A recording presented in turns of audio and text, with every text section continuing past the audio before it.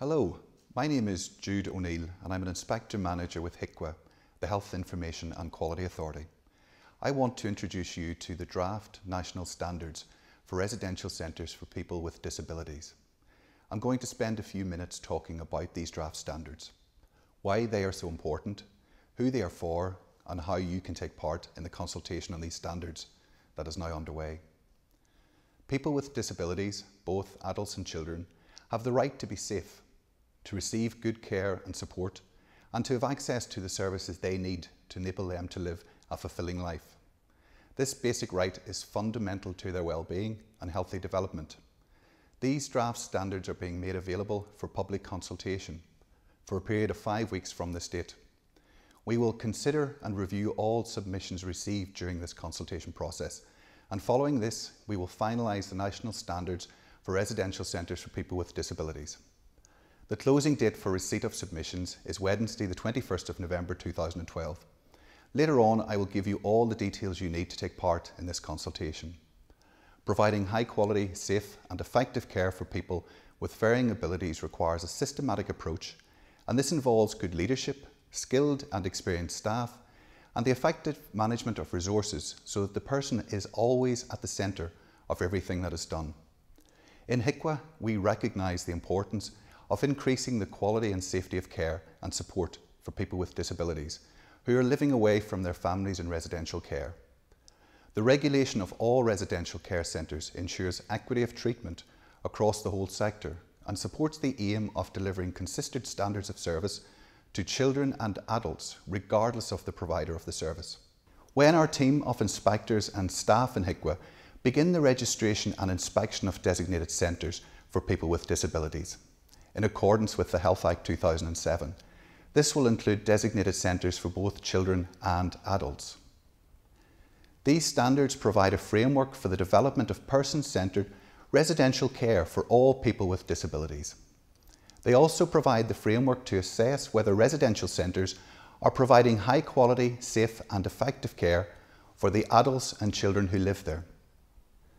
Children and adults who live in residential centres should enjoy a good quality of life and live in a place that feels like home, one that upholds their personal dignity and respects their privacy.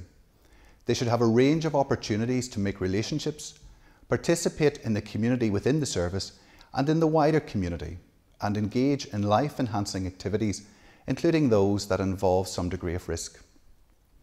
This requires, among other things, that they are supported by staff with whom they can communicate easily, who respect their individuality, dignity and privacy, and who are sensitive to their aspirations and needs. Centres should be aware of the unique social and developmental needs of adults and children, and their different requirements as they grow, develop and mature from childhood into adulthood. These draft national standards include separate sections for children with disabilities and for adults with disabilities. Each section outlines the specific standards for adults and children which aim to enhance the potential of people living in residential care. The standards focus on outcomes which empower people with disabilities at the different stages of their lives to participate in and contribute to activities which help them to realise their full potential.